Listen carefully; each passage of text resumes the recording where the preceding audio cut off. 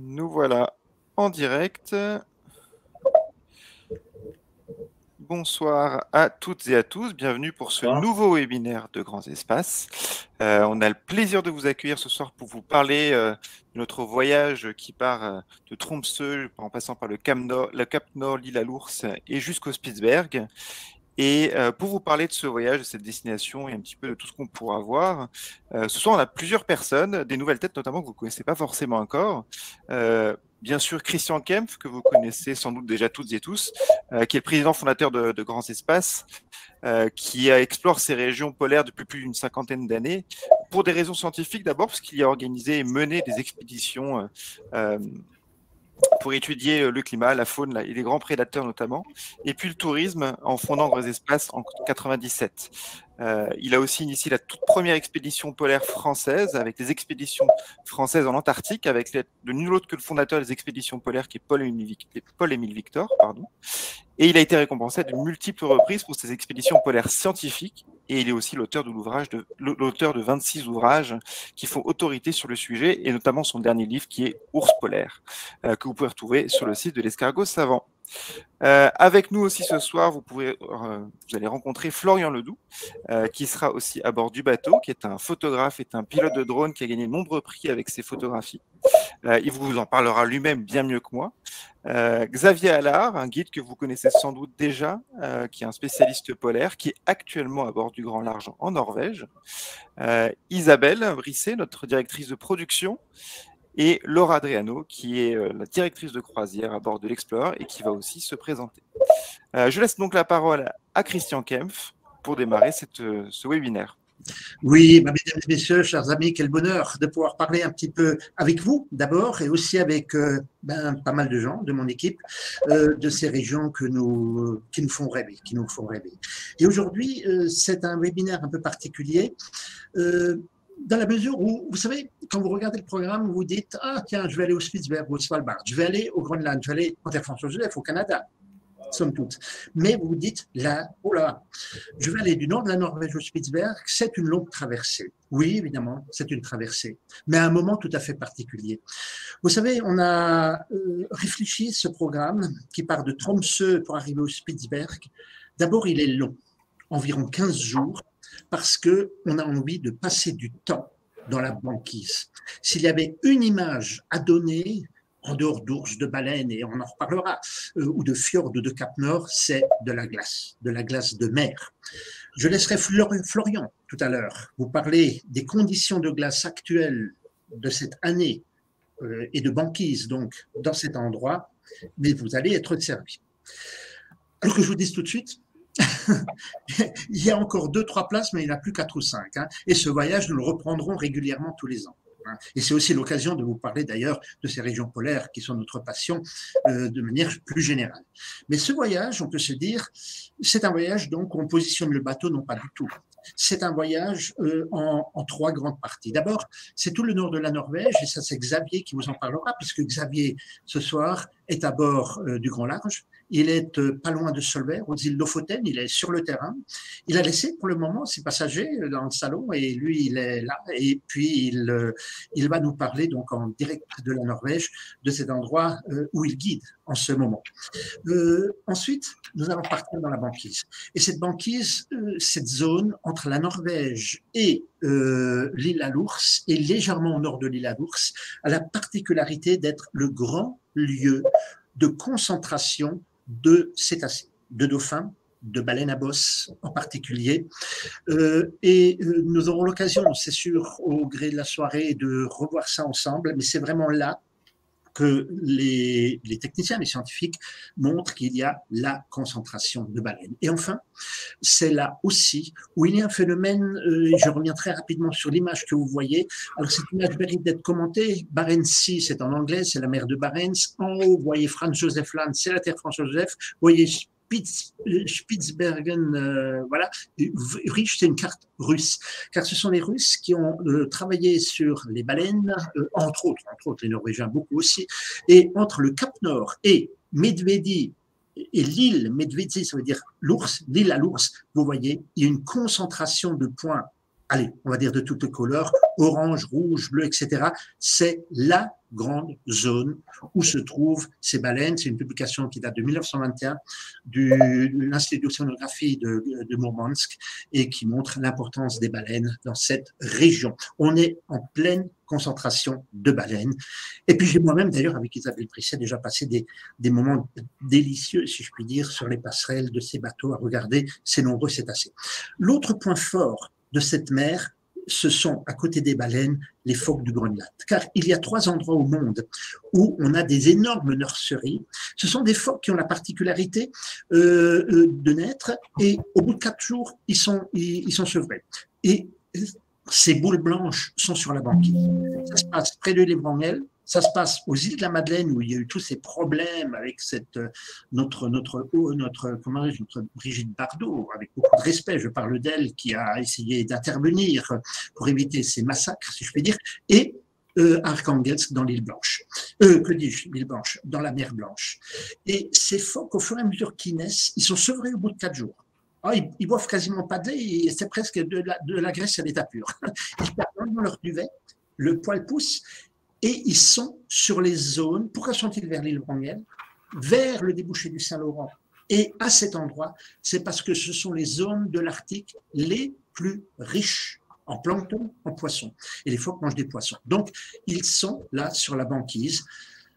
On ne peut pas les garantir tout de suite, mais on en verra beaucoup, et si tout va bien, on en verra des milliers. C'est un spectacle très impressionnant que de voir ces nombreux phoques sur la banquise. Donc, la traversée en tant que telle, on ne va pas la faire en 1 jour et demi ou en 2 jours, non.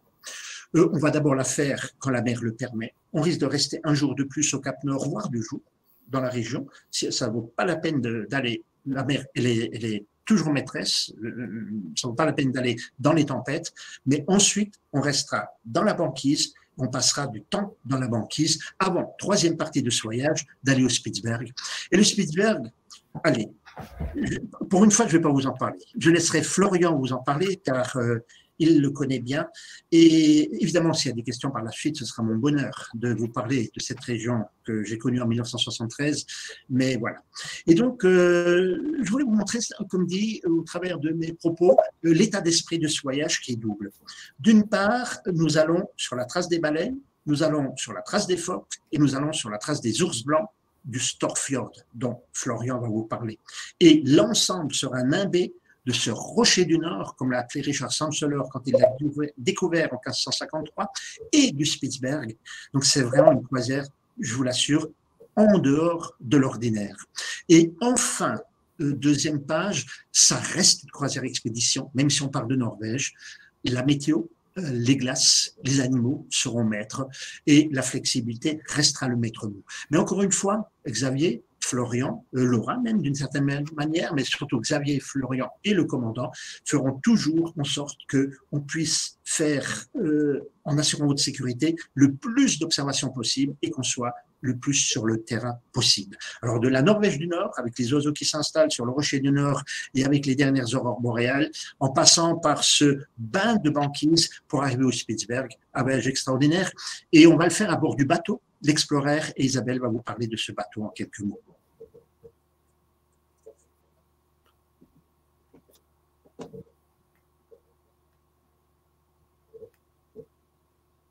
Isabelle.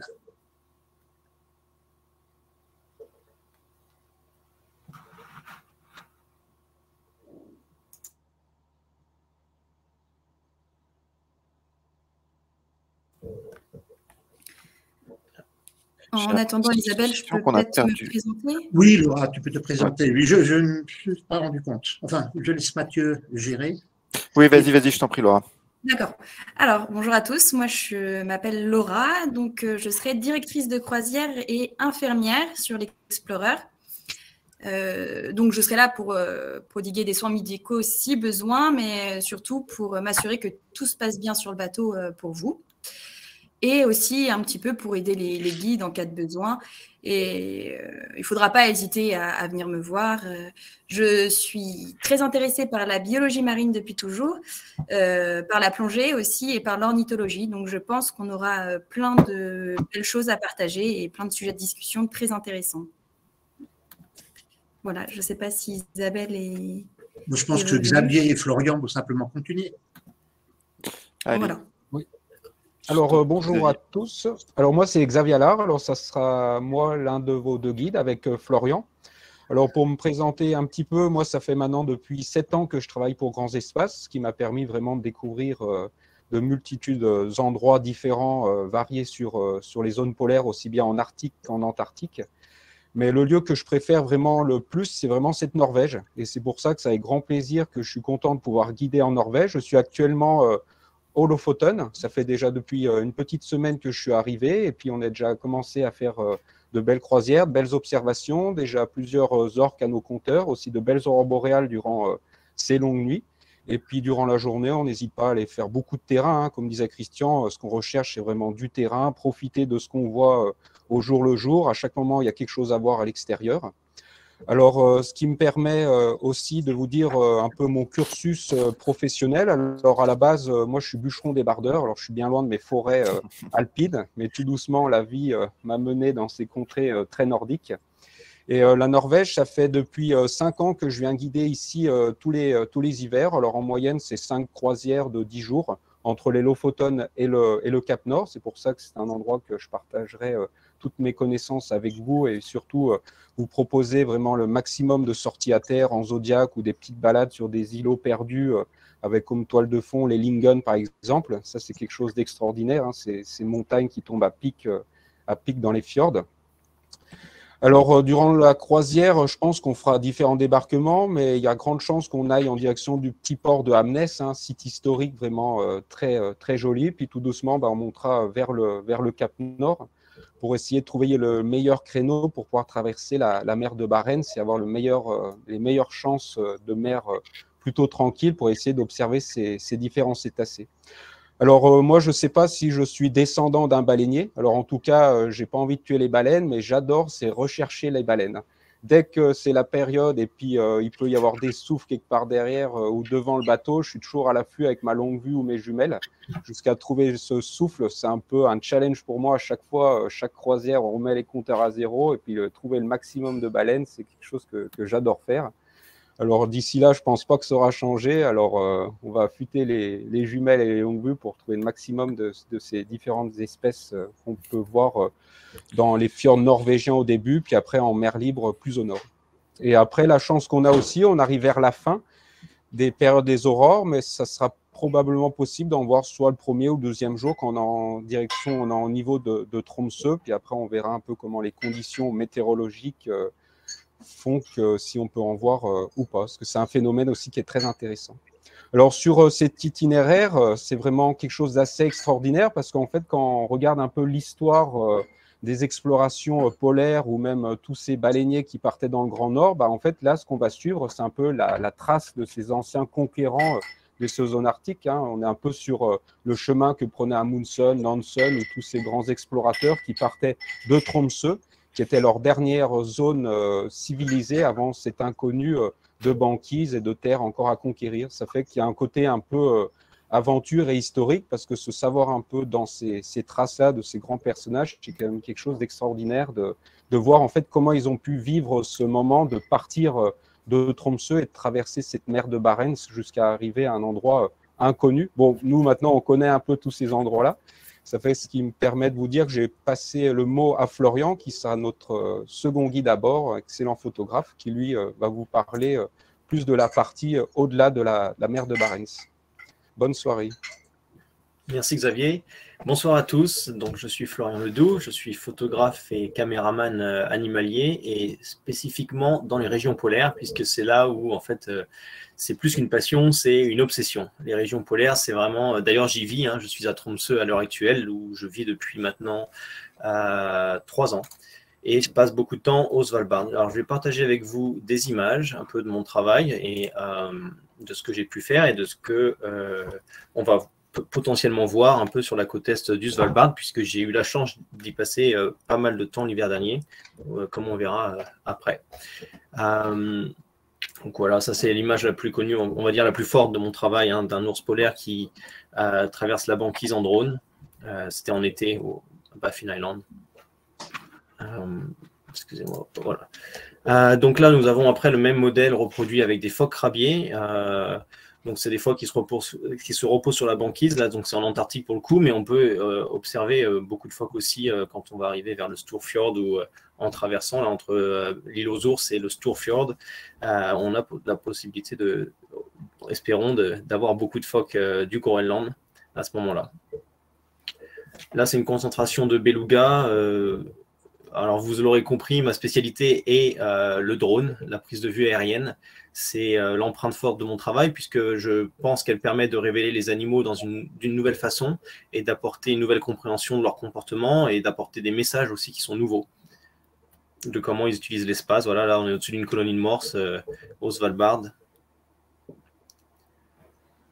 Donc là, c'est un ensemble de photos, principalement au Svalbard et en Antarctique. Nous sommes en Antarctique, au-dessus de phoques crabiers, là. Donc, on voit vraiment dans différentes situations, différents scénarios, comment les espèces interagissent, soit en groupe, et le drone nous permet ça, surtout avec les espèces aquatiques, les mammifères marins ou les phoques, puisque autrement, il faudrait être dans l'eau pour pouvoir observer tous ces comportements, et encore qu'en Arctique, l'eau n'est pas forcément toujours très claire, hein, donc c'est pas évident. Là, on est au-dessus de la banquise qui se forme au Groenland au mois de février.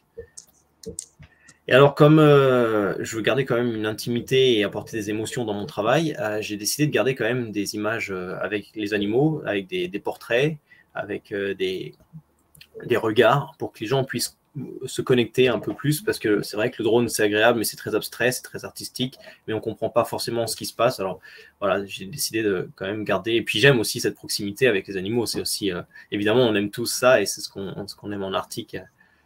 Alors, ce travail a eu l'occasion à plusieurs reprises d'être publié dans des livres, notamment ceux de BBC et de Notre Planète pour Netflix, ce qui a permis d'atteindre une audience un peu plus grande.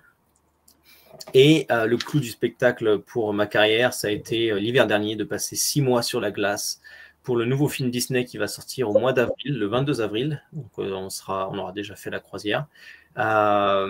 Sur Disney+, et donc on a passé 6 mois dans le Storfjord, au nord du Storfjord, là où on va potentiellement rentrer en fonction de la glace. Alors la glace, c'est quelque chose de très, très spécial, on va y revenir après. Voilà, l'expérience de l'hiver dernier m'a permis de passer beaucoup de temps avec beaucoup d'ours, et très près, et du coup, voilà, j'ai une proximité. Pour moi, les ours sont devenus un peu comme des amis. On pouvait les reconnaître quand on passe du temps avec, on peut vraiment reconnaître des caractères et les reconnaître aussi physiquement, parce qu'ils sont tous différents, un peu comme par exemple quand vous voyez 2 jumeaux la première fois, vous les trouvez identiques, et puis en fait au bout d'un moment vous vous habituez, et puis vous arrivez à les différencier. Et là c'était pareil avec les différentes familles qu'on retrouvait jour après jour, et donc c'était très intéressant de pouvoir vraiment vivre avec eux, passer du temps et comprendre encore un peu plus leur mode de vie. Et en fait, quand on passe du temps avec eux, comme avec tout animal, on se rend compte qu'en fait, ils sont tout simplement comme nous, humains. Ils sont très, très similaires au niveau des émotions, au niveau de leur façon de vivre. Et en fait, on n'est pas très loin. On a encore ce cerveau reptilien un peu en nous qui fait qu'on est très proche d'animaux. Donc voilà quelques images proches de belles rencontres. Alors évidemment, je n'ai pas toujours été photographe et caméraman, parce qu'il n'y a pas grand-chose qui dit comment en arriver là. J'ai surtout eu cette passion pour la nature depuis très petit, et j'ai fait une carrière dans la marine avant ça, à la marine nationale, pendant 10 ans, sur au départ les hélicoptères. Je réparais les hélicoptères de sauvetage en mer, et puis ensuite, avec la passion que j'avais pour la photo en parallèle, et pour les voyages un peu dans le Nord, j'ai commencé à postuler dans la marine pour devenir photographe. Et je suis devenu donc la moitié du reste de ma carrière était en tant que photographe dans la marine nationale. Et au fur et à mesure, je faisais de plus en plus de voyages en perso. Et un jour, j'ai tout quitté pour faire plein d'aventures. Et depuis, je suis beaucoup envoyé, mais aussi en motoneige en hiver sur la glace, en chien de traîneau au Groenland et un peu partout dans les régions arctiques que polaires. Donc, voilà, ça c'est au Svalbard. C'était dans le Storfjord, c'était plutôt en été. Là, c'est un front de glacier. Alors, c'est potentiellement le type de front de glacier qu'on peut avoir dans le Storfjord au sud. Ou alors, ça, c'était d'ailleurs même à l'ouest du cap sud du Spitz. C'est la première baie qu'on a quand on passe autour. C'est Stormbudka. Et donc, voilà, c'est typiquement le genre de glacier qu'on va voir, le genre de paysage avec les ours éventuellement sur de la glace. Alors, la glace, ça va dépendre un peu. On va avoir des icebergs aussi, probablement, parce que le glacier qui est au nord est en train de surger. Comme j'y serai, du coup, un truc très intéressant, c'est que j'y retourne au mois de mars, là, sur la glace, en motoneige, avec les ours, et c'est dans le fjord où on va monter. Donc, ça va donner un peu un avant-goût de comment est la glace, quelle est la situation en fonction du vent, parce que ce qui impacte beaucoup la glace, beaucoup plus que la température, c'est le vent. Le vent et les tempêtes qu'on a. Les tempêtes arctiques peuvent être très fortes. L'hiver dernier, on a eu des vents à 30 mètres par seconde, ça doit faire dans les 120 km/h. Et le lendemain, on est passé de ce genre de décor-là, où c'est vraiment de la glace à perte de vue, à des décors où on voit à l'horizon, là, il y a un trait noir. En fait, il y a il y a plusieurs kilomètres de glace qui sont partis. Et du coup, on pouvait, au mois d'avril, rentrer en bateau là, dans le fjord. Donc, c'est vraiment dépendant, c'est vraiment changeant, ça dépend de la météo. Donc, c'est plutôt chouette que j'y aille un peu avant pour un autre projet perso, puisque ça va permettre d'avoir une idée peut-être de comment est un peu la glace là-haut. C'est clairement le genre de lumière qu'on aura voilà, au mois d'avril dans la région là-haut. Et ça, c'est les montagnes un peu aux alentours du Storfjord. Espérons que sur la glace, il y ait aussi quelques ours, puisqu'ils sont vraiment partout. Hein. Alors, principalement, on a remarqué l'hiver dernier qu'ils préfèrent quand même la glace, la banquise côtière, s'il y en a, s'il y en a suffisamment. Ils sont plutôt à rester là-dessus plutôt que d'aller sur la glace vraiment, ce qu'on appelle la glace à la dérive, hein, les gros morceaux de glace qui bougent avec les marées, et les courants, les vents. Après, là, comme cet ours-là, il s'aventure quand même sur la glace plus fine. Ça, c'était une glace qui a regelé. C'est la mer qui a regelé dans la saison après une tempête. Donc, tout est parti, puis ça a regelé. C'est pour ça qu'il y a une différence avec la photo d'avant. Il y a vraiment une limite avec l'ancienne glace qui est couverte de neige, qui est vraiment solide, où on pouvait aller travailler en scooter, en motoneige, et puis cette glace nouvelle qui en fait ne supportait que les ours. Et donc, ils s'aventurent, mais ils préfèrent quand même rester sur voilà, ce qu'on voit à droite, là, la glace plutôt côtière. Mais vu qu'il y a des eaux libres, en rentrant un peu dans les eaux libres, on pourra éventuellement observer des ours et surtout qu'ils aiment bien être à la frontière en fait de ces eaux libres et de la glace côtière. Ils voyagent souvent le long de la glace comme ça. Ça, c'est le genre de vue. Alors, ça, c'est en drone, c'est assez haut, mais on pourrait observer ça un matin quand c'est calme, qu'il a fait froid pendant la nuit. C'est la mer qui gèle. Et alors, ça crée plein de formes différentes. Et alors, du bateau, ça ne serait pas la même dimension, mais on pourrait observer exactement les mêmes motifs en fait sur l'eau. Donc c'est infini hein, les motifs au niveau création. Si vous avez un appareil photo juste du pont du bateau en vous penchant, vous pouvez faire des photos comme ça et sans que ça soit du drone en fait. C'est assez impressionnant. Alors ça c'est le fjord, le Storfjord, et on voit bien au fond à droite là toute la glace qui est partie. Après il y a un peu de glace à la dérive là, devant, et après à gauche, près de la partie vraiment ensoleillée, là il y a la glace plus lisse qui est la banquise côtière. Donc il y a vraiment une dégradation comme ça, un mélange d'eau libre. Mais la glace, ça peut aussi être ça peut être un chaos total avec des ours en plein milieu. Ils vivent dans un endroit complètement incroyable. C'est dingue de se dire qu'ils survivent là-bas. Pareil pour les phoques. Et même qui trouvent leur repère en fait, sans GPS, sans rien, parce que c'est constamment en mouvement. Les courants, les vents, les tempêtes vont pousser la glace l'une contre l'autre, ça monte l'un sur l'autre, ça fait des fois des murs de 3 à 4 mètres. Et alors, plus la glace est vieille, plus il y a forcément ce phénomène, plus la glace est haute. Voilà le genre de paysage qu'on va avoir.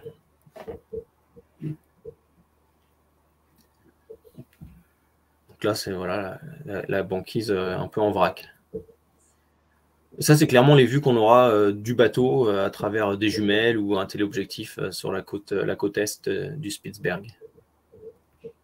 Et pour finir, je vous ai mis une photo de baleine à bosse qu'on peut espérer voir pendant notre traversée. Voilà. Je rends la main à Ben, je vais l'apprendre. Florian, merci.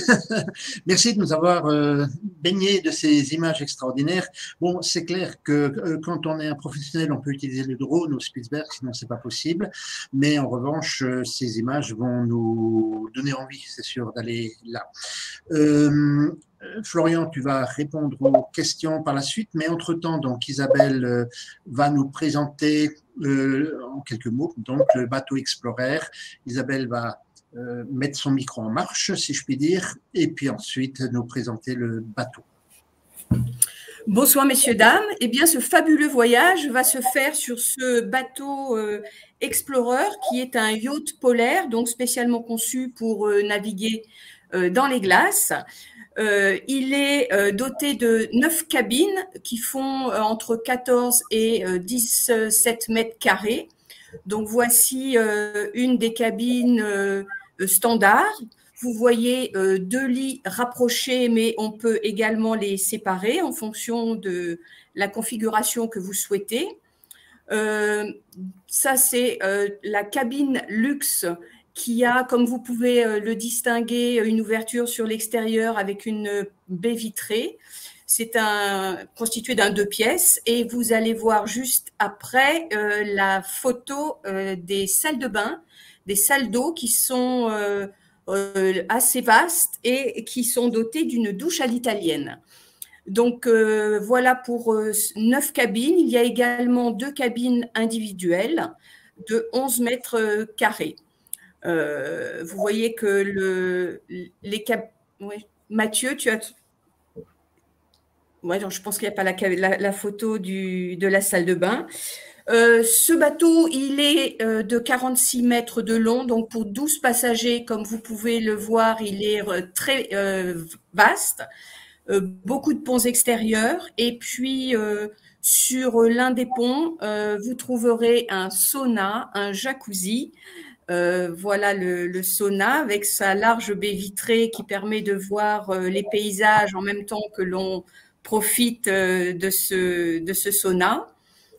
Et puis, se trouve également sur ce bateau une petite salle de sport si vous voulez profiter un petit peu de faire du sport, une petite boutique et une vaste bibliothèque avec un certain nombre de livres, évidemment, qui traitent des zones arctiques.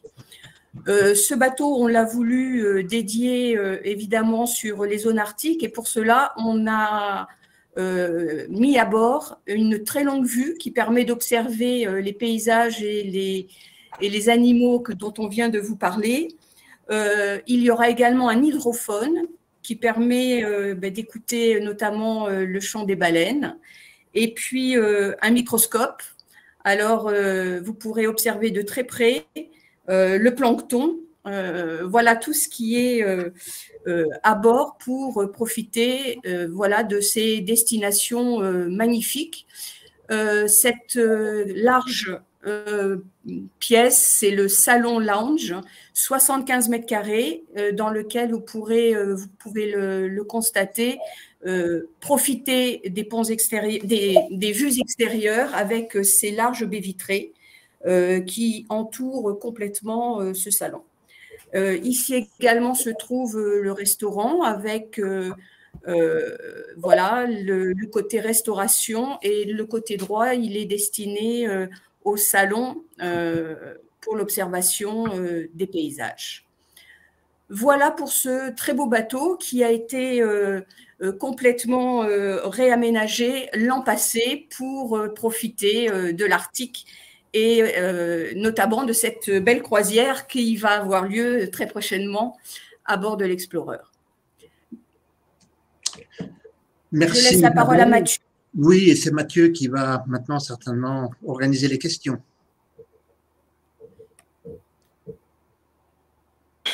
Oui, je suis en train de revenir. C'est bon, je suis revenu en ligne. Je suis désolé pour les photos de salle de bain. Elles sont malheureusement en qualité un petit peu basse et ça passera pas très bien à l'écran. Je vous invite malgré tout à venir les retrouver sur le site internet. Et puis très bientôt, on aura toute une série de photos et de vidéos tournées et faites à bord de l'Explorer. Donc comme ça, vous pourrez vous faire une très très bonne idée dès la semaine prochaine des aménagements. Concernant les questions, on a une petite question pour Florian sur la température qu'il faisait lors de certaines de tes photos en moyenne. Donc on a vu il y avait des soleils assez bas, donc j'imagine que c'était assez tôt ou assez tard dans la saison. Voilà les températures auxquelles tu as pu être confronté. Tout à fait. Alors, c'est dur, c'est difficile de répondre parce que ça varie tellement. Sur la saison hivernale, on peut passer de moins 30 et en 3 jours, il fait plus 2 ou 0 et il neige. Donc, en fait, ça va dépendre beaucoup de la météo. Souvent, quand il y a des dépressions, il va faire plus chaud que si on a un temps stable avec un grand soleil. Un grand soleil, on va avoir un temps froid avec du vent du nord ou du vent d'est et on va avoir beaucoup plus de froid et c'est valable pour le nord de la Norvège aussi, je pense. Xavier peut peut-être confirmer et le Svalbard aussi. Donc, ça va dépendre, ça peut varier. Là, on sera en avril, c'est quand même une saison plus douce. Sinon qui ne fera pas moins 30, moins 35, quoi. Même si on a des températures basses, peut-être qu'on peut avoir, je ne sais pas, peut-être moins 15 début avril, ouais. Du moins 15 peut-être. Ok, merci. Mais ça peut varier.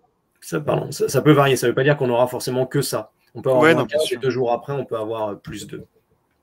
Et sur la partie Norvège, là, entre Tromsø et le Cap Nord, là, on aura des températures plus clémentes parce que même actuellement, là, on est plutôt autour du moins 5, plus 5. Quoi. Ça fait plus les jours vont rallonger, surtout le soleil sera de plus en plus présent, donc la partie norvégienne sera un climat très, très doux.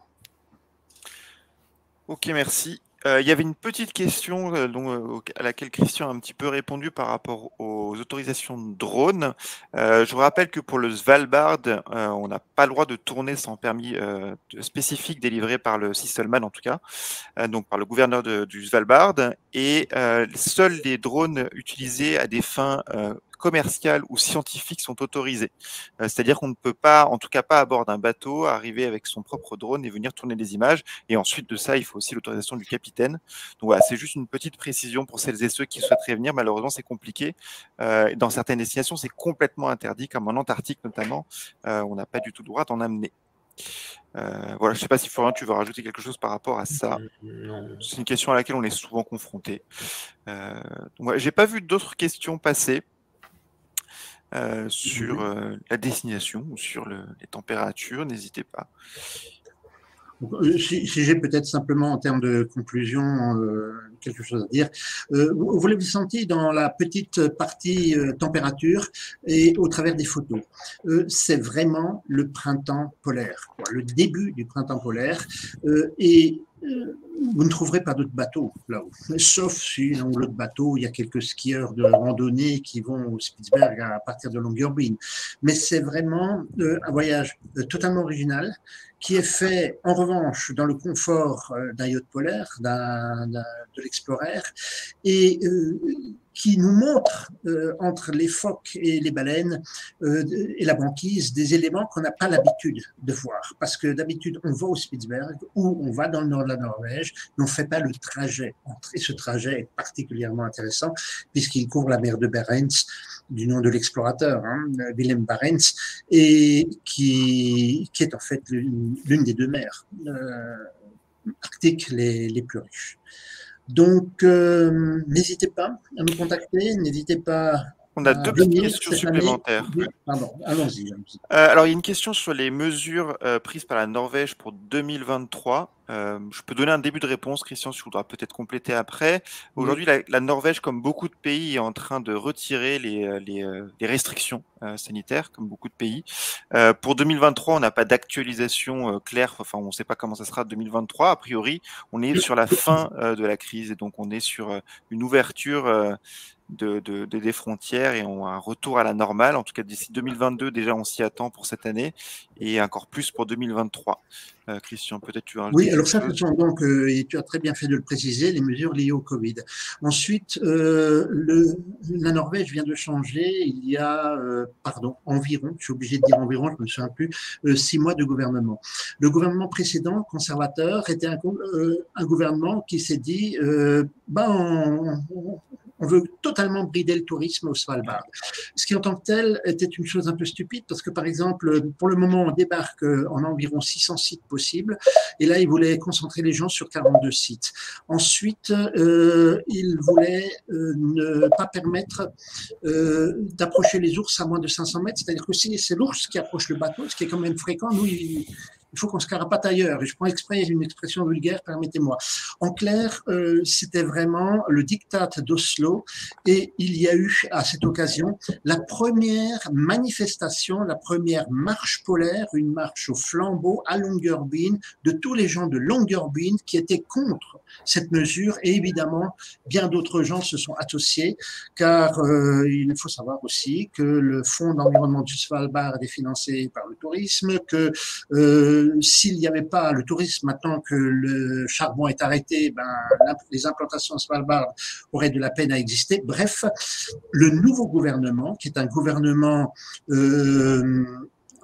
globalement de gauche et écologique, a pris ça à bras-le-corps et a dit les autres ont fait mauvais, on remet tout à plat et avec les gens de Longyearbyen et avec les opérateurs discute sur les mesures à faire. Voilà quelque chose de sain qui amènera premièrement pour 2022 statu quo et en 2023 des mesures qui seront des mesures normales de protection de l'environnement, de plus en plus restrictives, et c'est tout à fait normal, mais pas de diktat d'Oslo.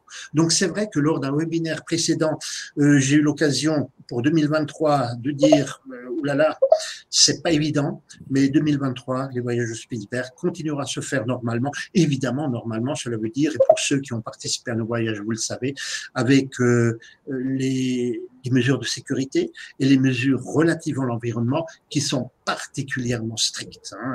On va vers des zones extrêmement fragiles. Pour nous, il s'agit en termes d'environnement de clairement montrer les vrais enjeux. La mer de Barents a déjà perdu près de 70% de sa richesse à cause de la surpêche. Les ours, on en tue encore 1200, pas au Svalbard, heureusement. Et c'est tout le renouvellement de la population d'ours du monde que l'on cueille, avec le braconnage et la chasse. Il y a des problèmes à pointer et nos croisières vont dans ce sens. En revanche, c'est vrai que chaque fois qu'on fait des débarquements, chaque fois qu'on va au Spitzberg, on essaie de ne laisser derrière nous pas même des traces, quoi. Je veux dire que des traces photographiques. Donc, cette hantise que nous avions encore il y a 6 mois n'existe plus. Le Spitzberg continuera à être une zone ouverte, sur réglementation stricte et tant mieux. Merci. Et en effet, la question portait sur ces restrictions-là.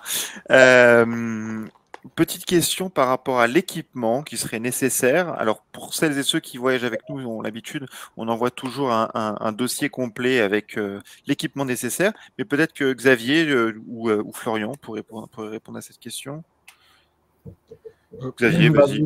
Vu les conditions qu'on peut trouver, comme disait Florian, entre du moins 30 et du 0 degré. Du moins 30, oui, il n'y aura pas du moins 30 à ce point-là, mais ça peut arriver peut-être le soir ou la nuit, mais je pense qu'il vaut mieux partir sur un équipement type sport d'hiver, quoi, quelque chose où on a bonnet, gants, lunettes, pantalon chaud, et puis une bonne parka et doudoune dessous, quelque chose comme ça.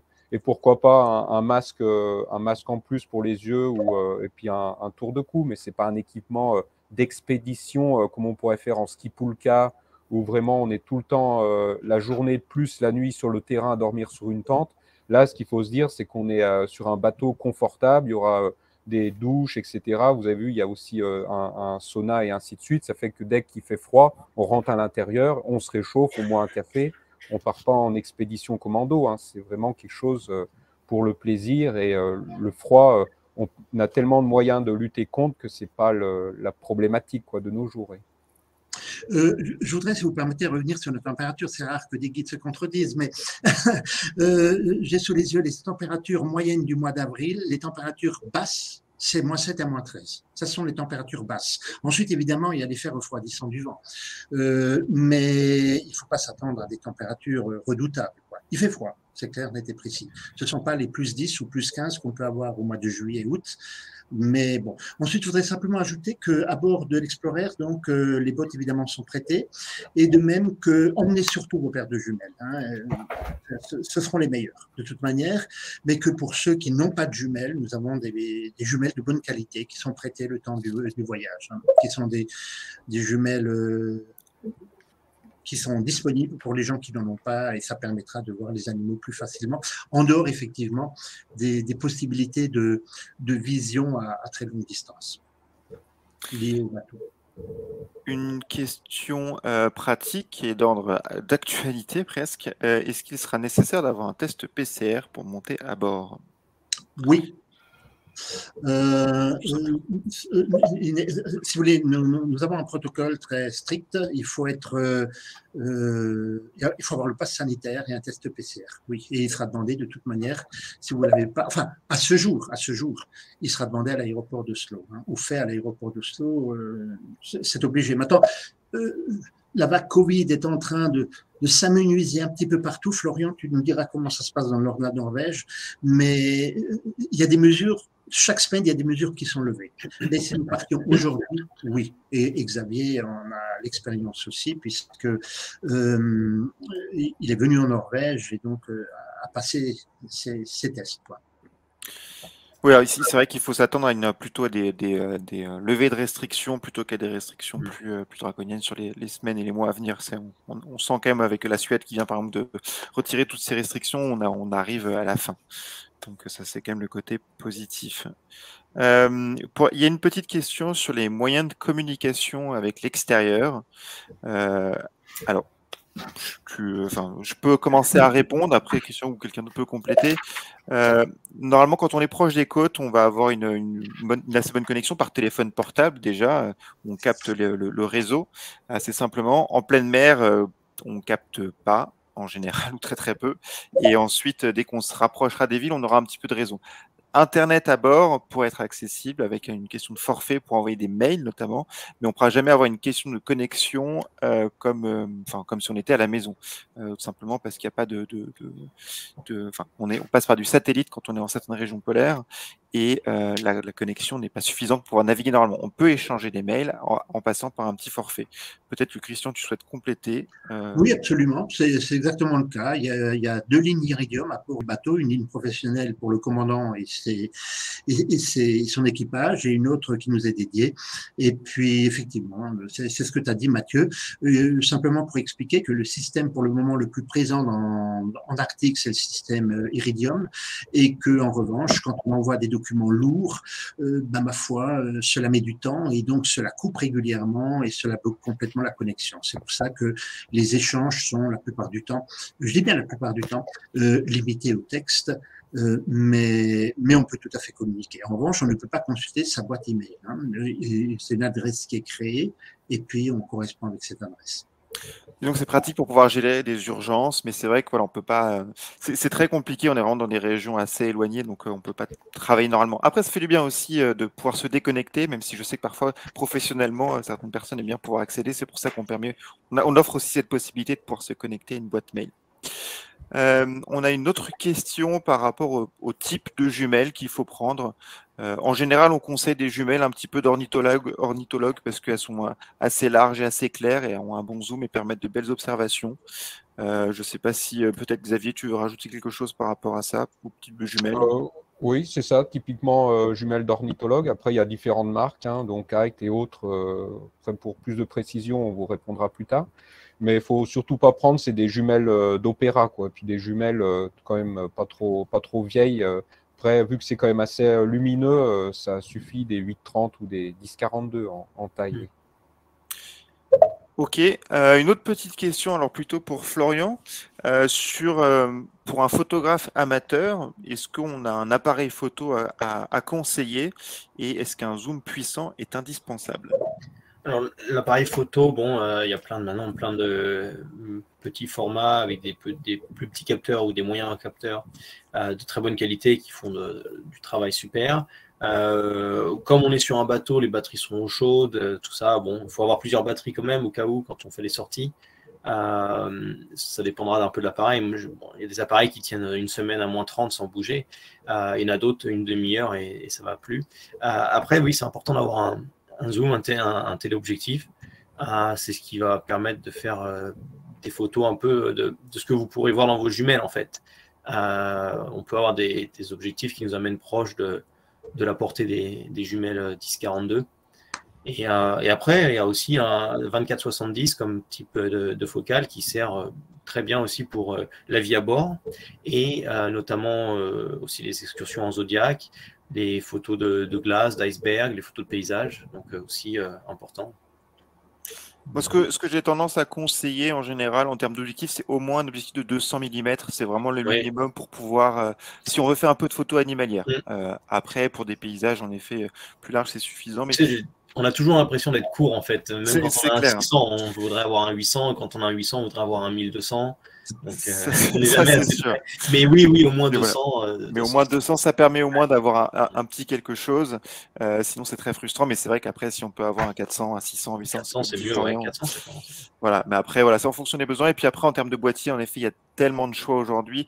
Je conseillerais personnellement de partir sur une marque où les objectifs sont plus abordables ou en tout cas en nombre important, comme Canon, Nikon, qui sont des grandes marques qui sont faciles d'accès. Ensuite, maintenant, vous avez des modèles qu'on appelle les modèles hybrides, donc qui sont réflexes numériques et qui sont des boîtiers plus légers, qui marchent assez bien. Donc ça, je vous conseille vraiment de vous renseigner auprès d'un revendeur et qui saura vous conseiller, parce qu'après, il y en a pour toutes les bourses. Ça va commencer dans les petits budgets et ça peut monter très, très, très haut. Et après, il faudrait... Pour une petite info, à la fin du séjour, je vous donnerai une sélection gracieusement d'images que j'aurai faites à bord du séjour. Donc, il y aura des photos 700 mm d'animaux. Voilà, de quoi en profiter. Vous avez l'habitude, enfin pour celles et ceux qui voyagent avec nous en général, vous avez l'habitude de recevoir quelques photos. Donc, c'est un petit peu comme ça. Et on essaie de faire des petits films aussi régulièrement. Je vois pas d'autres questions. Donc, je pense que c'est tout. En tout cas, n'hésitez surtout pas, si vous avez d'autres questions qui sont liées au voyage ou liées à nos voyages en général, à contacter notre équipe au bureau. Vous avez Noéline qui répondait déjà à vos questions au travers du chat ce soir. Mais voilà, toute notre équipe est disponible pour répondre à vos questions par téléphone ou par email.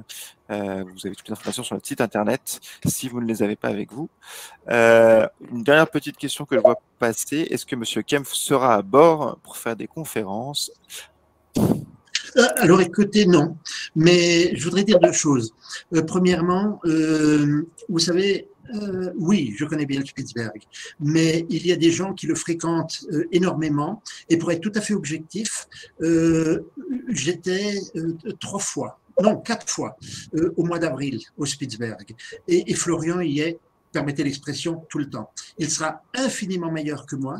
Xavier, dans le nord de la Norvège, est infiniment meilleur que moi, parce que navré, chers amis norvégiens, j'ai jamais considéré la Norvège que comme le marchepied pour aller au Svalbard ou au Spitsberg. Bon, donc, non, je ne serai pas à bord. J'aurai le plaisir de vous accueillir sur le Johnsonus. J'aurai le plaisir d'être parmi vous sur un certain nombre de voyages, mais pas sur celui-ci. Mais on vient d'avoir un voyage qui se termine là au Spitzberg et les gens sont au Spitzberg, en Norvège, et les gens sont vraiment heureux des guides qu'ils ont eus. Et je suis jaloux de toutes les bonnes choses qu'on dit sur ces guides. Donc voilà, moi je ne serai pas là. Mon rôle est aussi d'être au bureau pour faire en sorte que tout tourne. Et c'est un bonheur pour moi que au travers de l'organisation de grands espaces, vous offrir, permettez l'expression, des guides d'une compétence comme Xavier et Florian et qui dépassent largement ma compétence. Moi, j'ai le recul, j'ai l'âge, mais eux, ils ont la connaissance de terrain. C'est comme un vieux prof de fac qui a des étudiants et les étudiants sont en train de dépasser le maître, chers amis. Merci. Attends, Mathieu, je voulais juste revenir justement sur les conférences. Oui, c'est pour rebondir sur ce que disait Christian. Alors, durant le séjour, oui, on a quand même un bon panel de conférences qu'on pourra vous proposer. Alors, ce sera des termes divers et variés, hein, mais vraiment, ça sera tout ce qu'on aura pu observer durant la journée. Depuis ces 7 ans que je travaille pour Grands Espaces, grâce à Christian et toute l'équipe de Grands Espaces, on a pu avoir quand même beaucoup de collègues qui étaient vraiment des spécialistes dans plein de disciplines. Ça fait qu'à force de travailler ensemble, on a d'apprentissage, la compréhension, on fait des partages et ainsi de suite. Ça fait qu'on commence à être un peu touche à tout. Après, on ne sera pas forcément spécialiste de tout, mais en tout cas, on a un panel de conférences, aussi bien en études de la neige, des glaciers, l'observation des ours blancs, et puis sur les mammifères marins, on sera répondre vraiment à énormément de questions, et puis on essaiera vraiment de faire quelque chose d'assez complet sur ce séjour. Et je voudrais juste ajouter une chose pour ma part, et je vous prie de croire que ce n'est pas commercial, ce que je vous dis encore quand je puisse être suspecté d'être commerçant d'une certaine manière. Mais entre Xavier, vous savez, entre les guides, il y a toujours des petites jalousies pour savoir qui repère l'ours le plus loin possible. Hein. Et dans notre petit monde, c'est Xavier qui a le record, c'est le meilleur spotter. Hein. Je crois que c'est 7,5 km, quelque chose comme ça. Et d'autre part, nous avons la chance d'avoir Florian. Pardon Florian, mais on ne t'aura pas régulièrement et souvent, parce que Florian travaille pour des grandes chaînes de télévision, il travaille pour des grandes sociétés internationales. On a la chance, l'énorme chance, d'avoir la personne qui connaît le mieux l'endroit, le sud-est du Spitzberg où nous allons. C'est Tromsø, mais c'est aussi le Storfjord, le Negribrin, qui sont un peu chez lui. C'est vraiment un voyage exceptionnel par rapport aux 2 guides que vous avez. Hein. Donc, si un ours qui se promène, il va se faire repérer, ça c'est clair. Merci. Encore une fois, n'hésitez pas à envoyer vos questions si vous en avez d'autres à notre équipe. Je vous remercie à toutes et à tous de votre présence pour ce soir. J'espère que cette nouvelle conférence vous a plu. Demain, on a une nouvelle conférence sur l'Amazonie, cette fois, pour vous parler de nos voyages en Amazonie. Ce sera avec plaisir qu'on vous y retrouvera, cette fois-ci avec Aurélie Gonçalves et moi-même. Et j'espère à très bientôt. Comme on va continuer à organiser régulièrement des webinaires pour vous parler de nos destinations, pour parler de l'histoire polaire, de l'histoire des grands explorateurs. Il y a plein d'autres choses qui arrivent dans les semaines et les mois qui arrivent. Et on espère de vous retrouver très bientôt, que ce soit à bord ou lors de prochaines réunions. À très bientôt. Merci beaucoup et très bonne soirée. Au revoir. Bonne soirée. Bonsoir, messieurs, dames. Au revoir. Merci, au revoir. Toute dernière petite information que j'ai oublié de vous passer, vous pourrez retrouver le webinaire en replay sur votre email. Vous recevrez un petit lien pour pouvoir le revisualiser si vous le souhaitez. Bonne soirée. Au revoir.